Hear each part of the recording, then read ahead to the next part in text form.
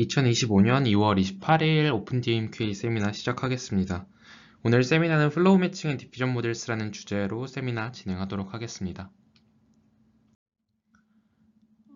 먼저 세미나 들어가기에 앞서서 발표자 소개 먼저 하겠습니다. 저는 데이터 마이닝 앤 퀄리티 애널리틱스 랩에서 2020년 9월부터 석박 통합과정으로 재학 중인 조한샘이라고 합니다.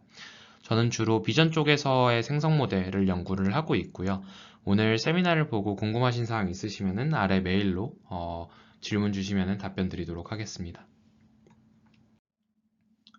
먼저 생성 모델의 세 가지 요소에 대해서 살펴보고 가도록 하겠습니다.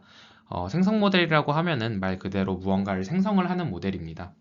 그래서 이런 생성 모델은 이제 하이 퀄리티 샘플, 그러니까 즉 어떤 품질이 좋은 데이터를 생성을 할 수가 있어야 되고요. 두 번째로는 다이버시티, 이 데이터를 생성을 하는데 그 데이터가 이제 뭐 한 가지만 이제 생성을 하면 안 되겠죠. 좀 이제 데이터에 있는 다양한 그 요소들을 반영을 해서 다양한 데이터들을 생성을 할 수가 있어야 됩니다. 그리고 마지막으로 생성을 할 때 이제 너무 오랜 시간이 걸리면 좀 비효율적이기 때문에 생성에서의 속도도 이제 이 생성 모델에서의 중요한 요소다라고 이야기를 할 수가 있습니다. 그래서 최근에 많이 이제 각광을 받고 있는 디퓨전 모델이 이제 이 빨간색으로 표시가 되어 있는데요.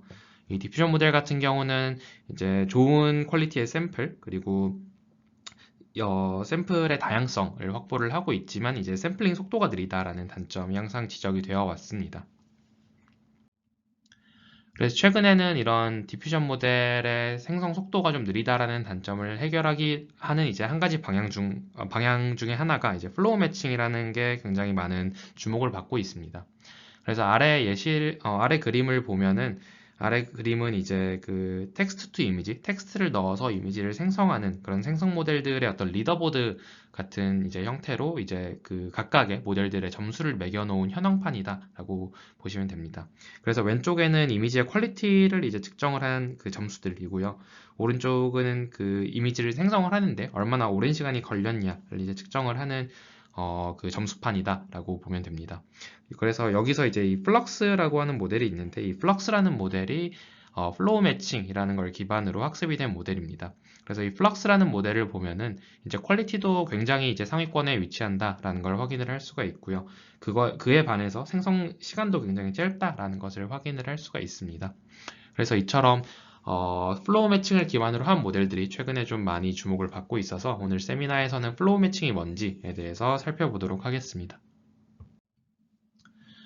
세미나 들어가기에 앞서서 오늘 세미나의 많은 부분의 자료가 이제 해당 튜토리얼 내용을 이제 참고를 했습니다. 그래서 이 세미나 내용을 듣고 이제 조금 더 깊게 이제 이해를 하고 싶은 분들은 아래 세미나 이 왼쪽 부분이 이제 그 세미나 그 튜토리얼 내용이고요. 오른쪽 부분은 그 튜토리얼 내용을 이제 그 페이퍼 형식으로 정리를 한 내용입니다. 그래서 두 가지 자료 조금 더 참고해 주시면 좋을 것 같습니다. 그래서 먼저 플로우 모델이 뭔지에 대해서부터 살펴보고 가도록 하겠습니다. 이 플로우 모델이라고 하는 게 이제 어떻게 생성을 하는지를 살펴보고 가겠습니다. 그래서 생성 모델이라고 하면은 앞에서 말했던 것처럼 무언가를 생성을 하는 모델인데 이 생성을 하려면 결국에는 우리가 가지고 있는 어떤 데이터의 분포를 알아야 그 분포로부터 저희가 생성을 할 수 있습니다. 따라서 생성 모델이라고 하는 것은 다른 말로 하면은 데이터의 분포를 학습하는 모델이다 라고도 이야기를 할 수가 있겠습니다. 그래서 이 플로우 모델에서는 이 생성 모델을 어떻게 바라보고 있냐라고 하면은 먼저 이제 솔스 분포, 어떤 이제 쉽게 생각하면 인풋이다라고 이야기를 할 수도 있을 것 같습니다. 그래서 우리가 쉽게 이제 생성할 수 있는 혹은 이제 모델의 입력으로 주고 싶은 솔스 분포와 이제 저희가 실제로 그 생성을 하고 싶은 타겟 분포를 정의를 합니다. 그래서 플로우 모델에서는 이 솔스 분포에서 타겟 분포로 변화해가는 그 과정을 학습을 함으로써 최종적으로 저희가 타겟으로 하고 있는 이 타겟 분포의 그 타겟 분포를 학습을 한다라고 이해를 할 수가 있습니다. 그래서 대표적인 어떤 이 솔스 분포랑 타겟 분포의 예시로는 만약에 이미지 생성이다라고 하면은 이제 그 소스 분포는 가우시안 디스트리뷰션으로 저희가 정의를 할 수가 있고요. 타겟 분포 같은 경우는 이미에 저희가 어떤 가지고 있는 이미지 데이터 셋을 이제 타겟 분포로 정의를 할 수도 있습니다. 그리고 이제 아래 있는 것처럼 어떤 이미지의 마스크를 뚫고 그 마스크를 뚫은 거에서 이제 그 마스크를 채워서 이제 생성을 하는 인페인팅 같은 태스크에서는 이 마스크가 뚫려 있는 이미지를 소스 분포, 그 다음에 완전히 그 마스크가 채워진 이미지를 타겟 분포다라고도 지정을 할 수가 있습니다. 그래서 그럼 이 플로우 모델이라고 하는 게 완전히 새로운 거냐라고 하면은 그렇지는 않습니다. 그 기존의 모델들을 이제 소스 분포에서 타겟 분포로 옮겨간다라는 그런 관점에서도 좀 살펴볼 수가 있는데요. 기존에 이제 많이 사용이 됐던 겐이나 VA 같은 이제 생성 모델은 이 소스 분포에서 타겟 분포를 모델 한 번에 포워드 과정을 통해서 이제 그 소스랑 타겟 분포를 매핑을 한다라고도 이해를 해볼 수가 있습니다. 그래서 이렇게 했을 때의 장점은 모델을 한 번만 통과를 하면은 바로 타겟에 대한 어떤 샘플을 우리가 생성을 할 수 있기 때문에 그 샘플링 속도가 굉장히 빠르다라는 장점을 가지고 있는데 그거에 비해서는 이제 모델 한 번만을 통해서 이제 소스에서 타겟으로 옮겨가야 하다 보니까 좀 복잡한 분포 같은 경우는 이제 학습하기 어렵다라는 단점을 가지고 있습니다. 그리고 또 많이 사용됐던 모델 중에 하나가 이제 노멀라이징 플로우라는 모델이 있는데요. 이 노멀라이징 플로우 같은 모델은 이제 소스에서 타겟 분포까지 이제 여러 번의 스텝을 거쳐서 이제 소스부터 타겟까지 그 분포를 매핑을 한다라고 볼 수가 있습니다. 그래서 이 노멀라이징 플로우 같은 경우는 이제 그 장점 중에 하나가 이제 그 라이클리우드 같은 걸 이제 직접적으로 계산할 수 있다라는 장점이 있는데 그거에 반해서 이 아래 보이시는 것처럼 이 어떤 모델의 인버스 그 역변환이 가능한 그런 모델 구조를 반드시 사용해야 된다라는 단점을 가지고 있습니다. 그리고 마지막으로 최근에 많이 사용되고 있는 딥션 모델 같은 경우도 이제 앞에서 봤던 노멀라이징 플로우랑 비슷하게 소스에서 타겟 분포까지 이제 여러 스텝을 거쳐서 이제 매핑을 한다라고 이해를 할 수가 있습니다. 그래서 이렇게 했을 때의 장점은 겐이나 VA랑 좀 다르게 이제 여러 번의 스텝을 거쳐서 이제 소스부터 타겟까지 매핑을 하다 보니까 복잡한 데이터 분포도 학습이 가능하다라는 장점이 있습니다. 반면에 이제 단점 같은 경우는 앞에서 이야기했던 것처럼 결국에는 여러 번의 그 모델 포워딩을 통해서 소스에서 타겟으로 이동하면서 샘플링을 진행을 하다 보니까 생성 속도가 느리다라는 단점을 가지고 있습니다. 그래서 앞에서는 이제 기존의 그 생성 모델들을 이제 플로우 모델의 관점, 즉 소스에서 타겟으로 분포가 옮겨간다라는 관점에서 기존의 생성 모델들을 어떻게 볼 수 있는지를 좀 살펴봤고요. 여기서부터는 이제 실제로 그 플로우 모델이 뭔지에 대해서 살펴보도록 하겠습니다. 그래서 플로우 모델을 이제 한마디로 정의를 하면은 플로우 모델이라는 건 말 그대로 플로우라는 걸 찾는 모델이다라고 이야기를 할 수가 있습니다. 그럼 여기서 이제 플로우라고 하는 건 뭐냐? 플로우라고 하는 걸 이제 기호로 정의를 하면 이 사이t로 이제 정의를 하게 되는데요. 이 플로우라고 하는 거는 이제 x0를 입력으로 넣었을 때 그걸 xt 로 매핑해주는 함수다라고 이해를 해볼 수가 있습니다. 그래서 조금 더 이제 수학적으로는 이제 이거를 디피오모피즘이라는 걸로 정의를 하고요. 이 함수의 이제 그냥 특징은 이제 미분 가능하고 역함수가 존재한다라는 특징 정도만 이제 알고 넘어가셔도 괜찮을 것 같습니다. 그래서 아래 그림을 보면은 x0 우리 어떤 소스 분포에 이 샘플들이 존재를 하고요. 이 샘플들이 이제 이 싸이 0.5라고 하는 어떤 플로우를 만나게 되면은 이제 0.5라는 그 시점, 0.5라는 시점의 어떤 샘플들로 이제 바뀔 수가 있고요. 그 다음에 여기에서 한 번 더 이제 그 플로우를 통해서 이제 우리가 최종적으로 원하는 타겟 분포로 매핑을 하는 경우에는 이런 식으로 표현을 하게 됩니다. 그래서 이 정의는 이제 위쪽에 나와 있고요. 이거를 이제 의미를 해석을 해보면은 0.5에서 이제 0으로 갔다가 다시 이제 0에서 1로 다시 매핑해주는 그런 형태로 이제 플로우를 정의를 하고 있습니다. 그래서 이런 식으로 플로우를 거쳐서 최종적으로 저희가 소스 분포에서 타겟 분포로 옮겨갈 수가 있게 됩니다. 근데 하지만 이 플로우의 단점이라고 플로우 같은 경우는 저희가 직접적으로 학습할 수가 없습니다. 왜냐하면 일반적으로 이 플로우 모델에서는 이 시점, 이제 그 소스를 보통 이제 시점을 0이라고 보고요. 그 다음에 타겟을 시점 타임 스텝을 1이라고 보는데 이거를 보통 컨티뉴어스하게 정의를 하게 됩니다. 그래서 만약에 이걸 컨티뉴어스하게 정의를 한다라고 하면은 이거를 이제 일일이 잘게 쪼개서 이제 어떤 이 중간중간에 데이터 샘플들을 가지고 있어야 저희가 이 플로우라고 하는 모델을 학습을 할 수가 있는데 사실상 그게 불가능하겠죠. 그렇기 때문에 이 플로우라는 거를 이제 저희가 어떤 인풋과 아웃풋이 있는 상황에서 이 플로우라는 걸 직접적으로 학습을 할 수가 없게 됩니다. 그래서 이 플로우 모델에서는 이 플로우를 직접 학습을 할 수가 없기 때문에 어떻게 계산을 하냐라고 했을 때는 벨로시티 필드라는 걸 통해서 간접적으로 플로우를 계산을 한다라고 이해할 수 있습니다. 그래서 이 벨로시티 필드라는 게 뭐냐라고 하면은 이거 정의를 먼저 살펴보고 가면은 그냥 플로우의 미분으로 이 벨로시티 필드라는 게 정의가 됩니다.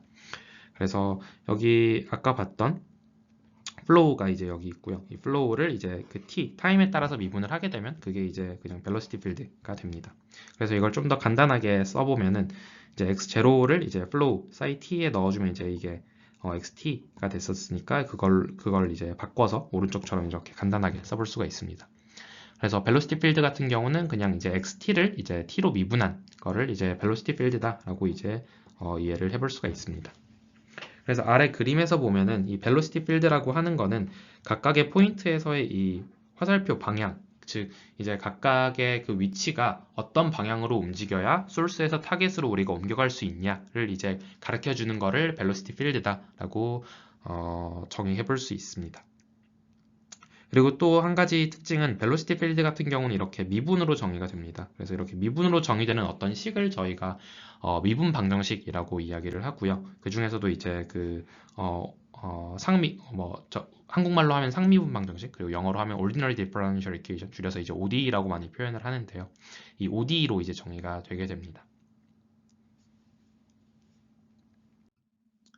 그래서 앞에서 이야기했던 걸 다시 한번 좀 정리를 해보면 플로우 모델이라고 하는 거는 결국에는 우리가 플로우를 학습을 하고 싶은데 이 플로우를 저희가 직접적으로 학습을 할 수가 없으니까 벨로시티 필드라는 걸 통해서 플로우를 간접적으로 계산을 하게 됩니다. 그러면은 이 벨로시티 필드를 통해서 어떻게 플로우를 계산을 할 수 있냐를 이제 아래 예시를 통해서 살펴보도록 하겠습니다.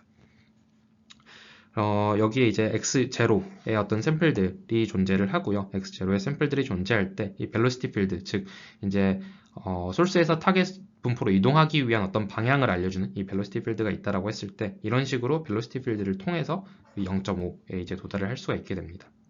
그래서 이런 과정을 이제 보통 뭐라고 하냐면 그 앞에서 이야기했던 것처럼 그 벨로시티 필드는 ODE로 표현이 된다라고 이야기를 했습니다. 그래서 플로우라고 하는 경우는 결국엔 미분을 통해서 벨로시티 필드를 정의를 하기 때문에 이거를 역으로 가려면은 이 미분을 풀어주는 ODE를 풀어주게 되면은 결국 저는 이제 플로우를 얻을 수 있게 됩니다.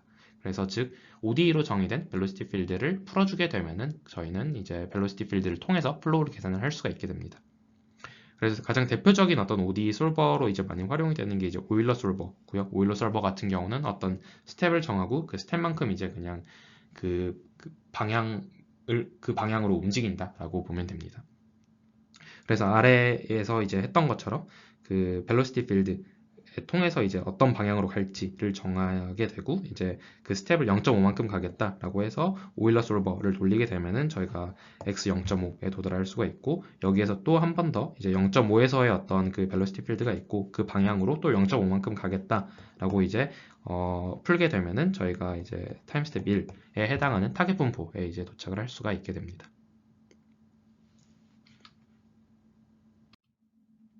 그리고 한 가지 용어를 조금 더 정리를 하고 가자면은 probability pass라고 이제 하는 용어를 또 이제 뒤에서 좀 많이 사용을 하게 될 겁니다. 이 probability pass라고 하는 거는 쉽게 이해를 하면은 소스 분포에서 타겟 분포로 변해간 그 중간 과정에 있는 분포를 probability pass라고 이야기를 합니다. 그래서 아래 그림에서 보면은 여기 소스 분포가 있고 타겟 분포가 있는데 그 중간 과정에 해당하는 이 분포를 이제 probability pass라고 한다라고 이해해 주시면 됩니다. 그래서 위의 내용들을 이제 좀 다시 종합을 해보면 플로우 모델이라고 하는 거는 이제 플로우를 학습하는 모델이다라고 했고 이 플로우를 저희가 직접적으로 학습을 할 수가 없으니까 벨로시티 필드라는 것을 이제 통해서 간접적으로 저 플로우를 계산을 한다라고 이야기를 했습니다. 그래서 우리가 어떤 학습하고자 하는 목표는 이 벨로시티 필드를 이제 알아내는 것이 저희 어떤 학습의 목적이 되겠습니다. 그래서 아래 최종적으로 이 플로우 모델에서 사용하는 그 로스를 플로우 매칭이라고 이야기를 하는데요. 결국에는 우리의 어떤 모델이 있고 이 모델이 그 벨로시티 필드를 이제 학습을 하면 된다라는 것을 이제 알 수가 있습니다. 근데 이 타겟이 되는 이 벨로시티 필드를 사실 저희가 직접적으로 계산을 할 수가 없습니다. 왜냐하면 이거를 알았으면은 저희가 모델을 학습을 할 필요가 없었겠죠. 그렇기 때문에 로스는 이렇게 정의가 되지만 실질적으로 이 트루 벨로시티 필드를 저희가 알 수가 없기 때문에 이거를 조금 다른 방향으로 이제 접근을 하게 됩니다. 그래서 플로우 매칭에서는 이걸 어떻게 접근을 하냐라고 했을 때 이 직접적으로 벨로시티 필드를 저희가 알 수가 없으니까 여기에 하나의 컨디션을 추가를 해주게 됩니다. 그래서 여기서는 x1, 즉 타겟 분포에 대한 컨디션을 추가를 해주게 되고요. 이거를 이제 추가적으로 컨디션이 들어갔다라고 해서 이제 컨디셔널 플로우 매칭 로스다라고 이제 보통 부르게 됩니다. 그래서 이 플로우 매칭 로스 대신에 이거를 직접적으로 계산할 수가 없으니 이거보다 좀 더 계산이 쉬운 컨디셔널 플로우 매칭 로스를 통해서 우리가 학습하고 싶은 이 그 벨로시티 필드를 학습을 하게 됩니다. 그러면은 이렇게 컨디션을 취해서 그냥 이렇게 로스를 바꿔줘도 상관이 없냐라고 조금 의문이 들 수 있는데 이 플로우 매칭이라는 걸 처음 제안했던 논문에서는 이제 오른쪽과 같은 식을 이제 증명을 해서 보여주게 됩니다. 그래서 오른쪽 식이 가지고 있는 의미는 이제 플로우 매칭 로스를 이제 이 파라미터, 모델 파라미터 세타로 미분한 그 그레디언트 값과 컨디셔널 플로우 매칭 로스로의 그레디언트 값이 동일하다라는 것을 보여줍니다. 그래서 일반적으로 저희가 딥러닝 모델을 학습을 한다라고 했을 때 거의 대부분의 딥러닝 모델은 다 그레디언트 디센트 방식으로 학습이 됩니다. 따라서 어떤 두 가지 로스의 그레디언트가 동일하다라고 하는 것은 즉 이제 플로우 매칭 로스를 통해서 이제 어떤 학습이 된 모델이든지 컨디셔널 플로우 매칭 로스를 통해서 학습이 된 모델이든지 정확히 동일한 모델이 된다라는 것을 의미를 합니다. 따라서 저희가 처음에는 이 플로우 매칭을 통해서 이제 어떤 벨로시티 필드를 이제 저희가 학습을 하고 싶었지만 그게 불가능하니까 컨디셔널 플로우 매칭 로스를 사용을 했고 이거를 사용하더라도 이것과 정확하게 동일한 모델을 얻을 수 있다라는 것을 알 수가 있습니다. 그래서 조금 더 이제 디테일하게 들어가서 스텝 바이 스텝으로 이 플로우 모델이 어떻게 학습이 되는지를 좀 살펴보도록 하겠습니다. 그래서 이 플로우 모델이라고 하는 거는 첫 번째로 이제 데이터가 준비가 돼야겠죠. 어떤 모델을 학습할 때는 저희가 데이터가 필요하기 때문에. 그래서 이 데이터 같은 경우는 보통 이 데이터 커플링을 어떻게 정의를 하는지에 따라서 이제 결정이 됩니다. 그래서 이 데이터 커플링이라고 하는 거는 그냥 이 소스랑 타겟의 어떤 조인트 디스트리뷰션을 어떻게 정의를 할 거냐라고 이해를 해주시면 됩니다. 그래서 이 생성 쪽에서 가장 대표적인 태스크인 이미지 생성 같은 경우는 이제 소스 분포를 이제 가우시안 디스트리뷰션, 그 다음에 타겟 분포를 이런 식으로 그 어떤 이미지로 이제 정의를 했다라고 하면은 사실상 이 소스랑 타겟은 전혀 이제 연관성이 없겠죠. 그렇기 때문에 이 조인트 디스트리뷰션을 이제 이런 식으로 표현을 할 수가 있고요. 반면에 이제 아래에 보이는 인페인팅 태스크 같은 경우는 이 소스 이미지에서 가운데 마스크를 뚫으면은 이런 타겟 이미지에서 가운데 마스크를 뚫으면은 이런 소스 이미지 같은 형태의 이미지를 얻을 수가 있습니다.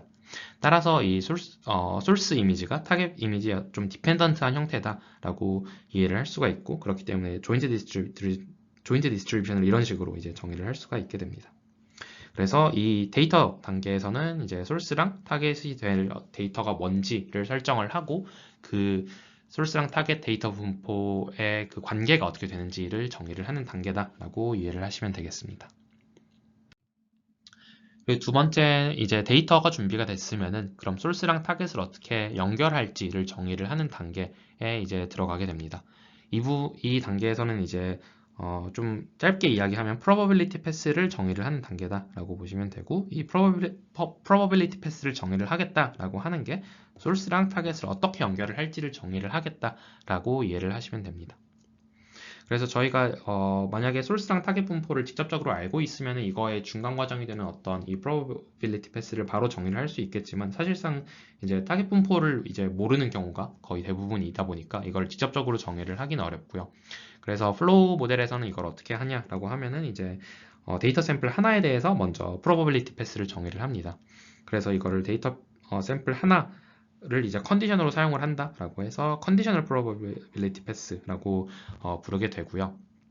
아래는 이제 컨디셔널 probability pass를 정의하는 방식 중에 하나인 이제 그 가우시안 디스트리뷰션을 사용을 한 이제 그 컨디셔널 probability pass의 예시를 보여드리고 있습니다. 그래서 실제 그 예시를 이제 그 시각화를 해서 보면은 하나의 데이터 샘플 타겟 분포에서의 데이터 샘플이 하나 주어졌을 때 그것과 이제 소스 디스트리뷰션을 이제 연결을 probability path를 이제 가우시안 디스트리뷰션을 통해서 연결을 해주면은 이런 식으로 점점점 이제 커져나가는 가우시안 디스트리뷰션 형태를 관찰을 할 수가 있습니다. 그래서 이렇게 저희가 컨디셔널 probability path를 이제 정의를 하고 나면 단순히 이제 여기서 모든 데이터 샘플, 모든 x1 타겟 분포에 대한 샘플들을 더해주는 형태로 이 마지널한 probability path를 저희가 계산을 할 수가 있게 됩니다. 그래서 이렇게 probability path, 즉 소스와 타겟을 어떻게 연결을 할 건지 그 관계를 정의를 했으면 그거에 따라서 이제 velocity field가 정의가 된다라고 이해를 할 수가 있습니다. 그래서 먼저 이 velocity field라고 하는 거는 앞에서 어떤 XT가 있고 그 XT가 이제 그 미분, T에 대해서 미분된 걸로 저희가 velocity field를 맨 처음에 정의를 했었죠. 그래서 여기서는 이제 조금 바꿔서 이제 x1이라고 하는 컨디션이 주어졌으니까 x1이라는 컨디션이 주어졌을 때의 어떤 xt에 대해서 미분을 한다라고 보시면 되겠습니다. 그래서 x1이 주어졌을 때 xt는 어떻게 계산이 되냐라고 하면은 이제 앞에서 probability path를 이렇게 정의를 했고 이거에 의해서 이런 식으로 저희가 쉽게 x1이라는 하나의 샘플이 주어졌을 때 xt에 대해서 정의를 할 수가 있습니다. 그리고 이거를 이제 그 t에 대해서 미분을 하면은 최종적으로 여기서도 이제 x1 하나가 주어졌을 때 어떤 velocity field이기 때문에 conditional velocity field라는 이제 용어를 사용을 하고요. 이 conditional velocity field를 이런 형태로 저희가 정의를 할 수가 있게 됩니다.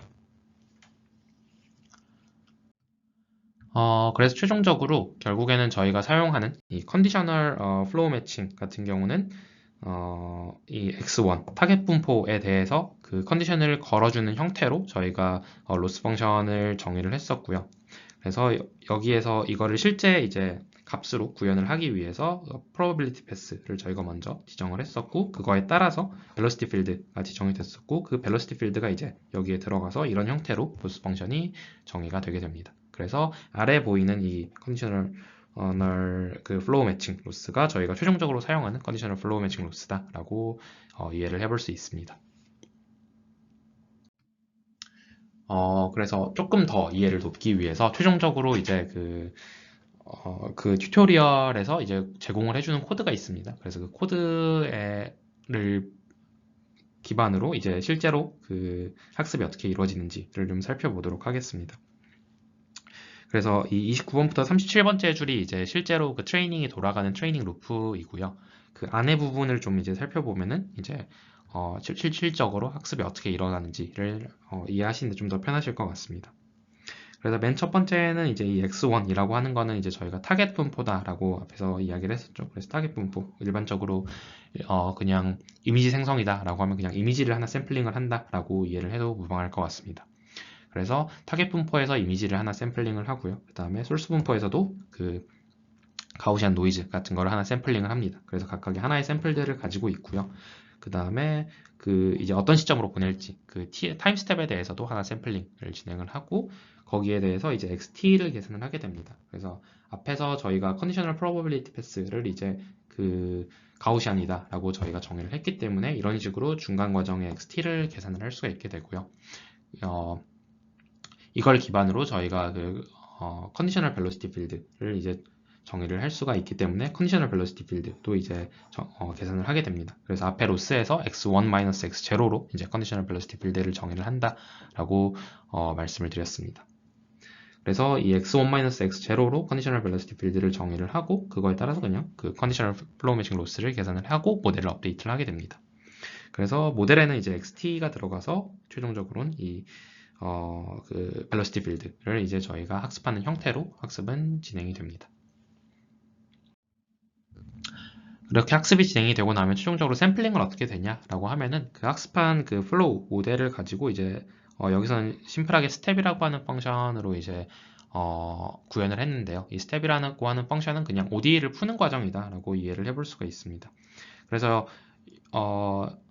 여기서는 이제 그 다양한 ODE 서버들을 사용을 할 수가 있고요. 대표적으로 이제 오일러 혹은 이제 휴인 같은 그런 대표적인 오일러 그 ODE 서버들을 모두 활용을 할 수가 있습니다.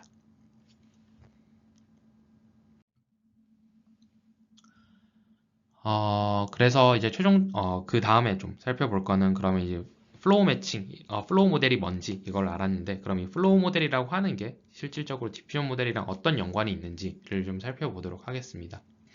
그래서 위에서 이제 저희가 플로우 모델을 정의를 할 때 계속 이제 세 가지에 대해서 정의를 해서 그 플로우 모델에 대해서 저희가 정의를 했고요. 첫 번째는 이제 데이터를 어떻게 정의를 할 거냐. 그래서 일반적으로 태스크가 이제 그 동일하다. 그러니까 즉 이제 뭐 디퓨전 모델이든 플로우 매칭 모델이든 플로우 모델이든 그 두 개가 수행하고자 하는 태스크가 동일하다라고 하면 사실상 이건 데이터에 관련된 영역이기 때문에 이제 만약에 이미지를 생성하는 그런 이제 태스크를 할 거다. 그러면 소스 디스트리뷰션이 이제 가우시안 디스트리뷰션, 그다음에 타겟이 저희가 이제 가지고 있는 이미지에 대한 디스트리뷰션이기 때문에 이런 식으로 독립적으로 정의를 할 수가 있었고요. 그 다음에 실질적으로 이제 차이가 나는 부분은 아래 두 가지 probability path랑 이제 velocity field 이 두 가지가 차이가 난다라고 보시면 됩니다. 그래서 그 디퓨전 모델의 가장 기본이 되는 DDPM을 이제 플로우 모델 관점에서 probability path를 어떻게 정의를 하냐라고 봤을 때는 이제 DDPM도 어떤 이미지가 있고 거기에 이제 가우시안 노이즈를 계속 추가하는 형태로 이제 중간 과정에 레이턴트들을 만들게 되잖아요. 그래서 그거를 이제 probability path 라고도 이제 이해를 해볼 수가 있습니다. 그래서 가우시안 노이즈를 더해가는 과정이기 때문에 그 probability path가 이제 가우시안 디스트리뷰션으로 정의가 된다라고 이해를 할 수가 있고요.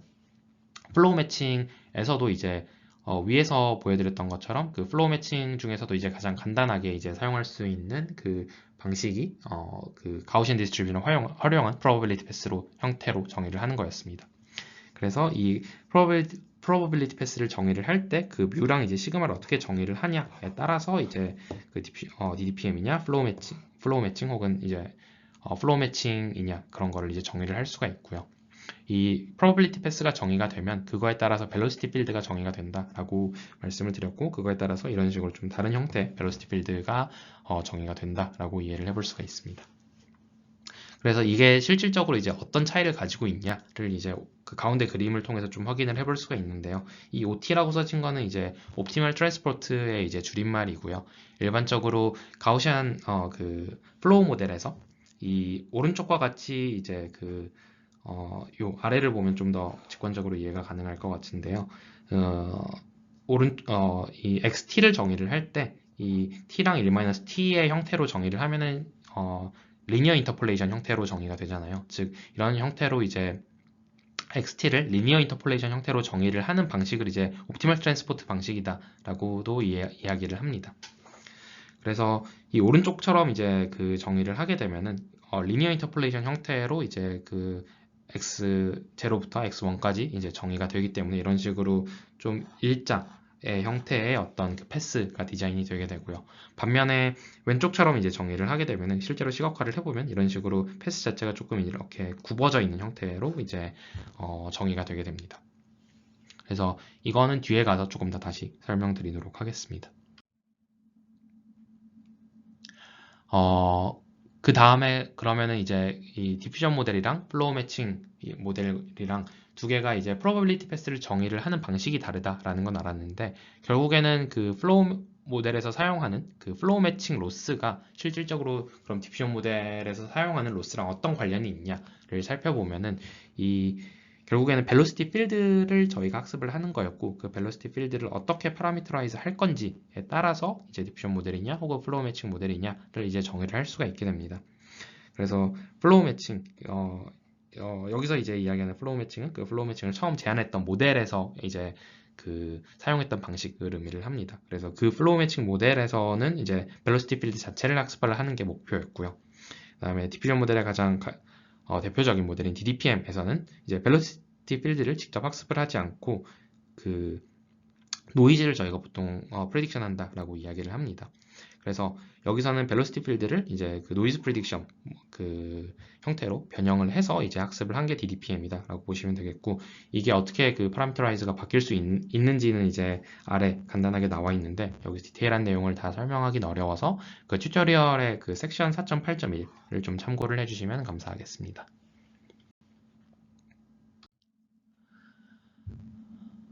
그래서 최종적으로 플로우 모델로 이 생성 모델을 바라보면 어떤 강점이 있는지를 살펴보면은 결국에는 이제 굉장히 좀 자유롭게 이 생성 모델을 디자인할 수 있다라는 강점을 가지고 있습니다. 그래서 데이터를 어떻게 바라볼 건지, 사실 이제 플로우 모델에서는 소스 디스트리뷰션에서 타겟 디스트리뷰션, 즉 임의의 소스 디스트리뷰션에서 타겟 디스트리뷰션으로 매핑하는 거를 이제 플로우 모델이라고 정의를 하고 있기 때문에 그 소스랑 타겟에 대한 이제 자유도가 굉장히 높고요. 그리고 두 번째로는 이제 probability path를 어떻게 디자인할 건지에 따라서도 이제 여러 가지 이제 디자인을 저희가 직접 진행을 할 수가 있고, 마지막으로 아까 잠깐 소개해드렸던 이제 벨로시티 필드를 직접 이제 학습을 할 수도 있지만, 이제 디퓨전 모델처럼 이제 좀 다른 형태의 파라미터라이제이션을 진행을 해서 이제 학습을 할 수 있다. 이런 것처럼 이제 생성 모델, 플로우 모델로서 이제 플로우 모델을 통해서 생성 모델을 이제 바라보면은 이런 식으로 좀 자유도가 높게 다양한 모델을 학습할 수 있다라는 이제 장점을 가지고 있습니다. 그래서 마지막으로 이제 살펴볼 거는, 그러면은 이 플로우 매칭이 디퓨전 모델보다 빠르다라고 이제 가장 처음에 소개를 드렸었는데, 왜 이 플로우 매칭이 디퓨전 모델보다 빠르냐에 대해서 마지막으로 살펴보고 세미나 마치도록 하겠습니다. 그래서 앞에서 잠깐 이야기를 드렸었는데, 디퓨전 모델에서 이제 정의하는 방식으로 그 패스를 디자인을 하면 이런 식으로 좀 이렇게 꺾인다라고 말씀을 드렸고, 그 플로우 매칭에서 정의했던 것처럼 그 패스를 리니어 인터폴레이션 방식으로 이제 정의를 하면 이런 식으로 소스 디스트리뷰션에서 타겟 디스트리뷰션에 갈 때까지 그 패스가 좀 일직선이 된다라고 말씀을 드렸습니다. 그리고 이 플로우 모델을 이제 실질적으로 샘플링하는 방식은 결국엔 ODE를 푸는 과정이었고요. 그래서 이 ODE를 푸는 것 중에 가장 대표적인 오일러 메소드를 기반으로 한번 살펴보면은, 이 파란색이 이제 실제 어떤 패스고요. 그 다음에 이 빨간색 그 점으로 이제 찍힌 게 실제로 그 ODE를 풀면서 이제 그 찍히는 어떤 패스다라고 보시면 됩니다. 그래서 여기에서 보이는 것처럼 이 실제 그 패스가 파란색처럼 이렇게 휘어져 있으면은 그만큼 이제 ODE를 풀었을 때 이제 에러가 좀 발생을 하게 됩니다. 이런 에러를 이제 numerical error라고 이야기를 하는데요. 즉 패스가 휘어져 있으면은 numerical error가 그만큼 커지고, 만약에 실제 패스가 이제 일직선으로 되어 있으면은 그만큼 numerical error가 감소를 하게 됩니다. 따라서 이제 그 디퓨전 패스일 때보다는 옵티멀 트랜스포트 패스일 때가 좀 더 일직선의 패스를 만들기 때문에 그거를 ODE로 풀었을 때 조금 더 에러가 적고, 그렇기 때문에 조금 더 빠르게 샘플링을 할 수 있다라는 강점을 가지고 있습니다. 그래서 이거는 이제 플로우 매칭 논문에서의 이제 실험 결과인데요. 실제로 이제 옵티멀 트랜스포트 패스를 사용을 했을 때 이 NFV가 이제 샘플링 스텝이다라고 봐주시면 됩니다. 그래서 샘플링 스텝이 극단적으로 적은 케이스에서도 이 FID 같은 경우 이제 낮으면 낮을수록 좋은 지표고, 이제 생성되는 이미지의 퀄리티를 측정하는 어떤 지표다라고 보시면 됩니다. 그래서 이 샘플링 스텝이 극단적으로 낮은 경우에도 그 생성되는 이미지의 퀄리티를 어느 정도 유지할 수 있다라는 거를 이제 확인을 할 수가 있습니다. 그리고 그 오른쪽에 있는 건 이제 그 디퓨전 패스로 이제 디자인을 했냐, 디퓨전 패스로 디자인을 한 이제 결과들이고요. 이제 학습을 이제 플로우 매칭으로 했냐, 스코어 매칭으로 했냐, 그거에 대한 차이에 따라서 이제 각각 시각화가 되어 있고요. 결국에는 그 어떤 로스를 활용했냐라기보다는 어떤 그 패스를 어떻게 디자인했냐에 따라서 이제 그 샘플링에 대한 퀄리티가 갈린다라고 이해를 해볼 수가 있습니다. 네, 그래서 오늘 세미나를 정리를 해보면, 오늘 세미나에서는 플로우 모델이라는 거를 이제 살펴봤고요. 플로우 모델이라고 하는 거는 소스 분포에서 타겟 분포로 옮겨가는 플로우라는 거를 이제 학습하는 모델이었습니다. 그런데 이 플로우를 저희가 직접적으로 학습할 수가 없으니 벨로시티 필드라는 걸 통해서 이제 간접적으로 이 플로우를 계산을 했고, 즉 이 플로우 모델이라고 하는 거는 벨로시티 필드를 학습하는 모델이다라고 이해를 해도 되겠습니다. 그리고 디퓨전 모델도 이제 이 플로우 모델의 하나의 종류다라는 것을 그 다음에 살펴봤고, 최종적으로 왜 이제 그 디퓨전 모델보다 그 플로우 매칭을 기반으로 하는 모델이 조금 더 이제 빠른 그 샘플링 속도를 가지고 있냐를 살펴봤을 때 그 패스가 일직선이기 때문에 샘플링 속도가 빠르다라는 것을 살펴봤고요. 그리고 최종적으로 이 생성 모델로서 이 플로우 모델을 활용을 했을 때 장점은 그 다양한 그 디자인 스페이스를 가지고 있기 때문에 좀 유연하게 그 상황에 맞춰서 설계를 할 수 있다라는 강점을 가지고 있다라는 것을 살펴봤습니다. 네, 긴 시간 동안 세미나 들어주셔서 감사합니다.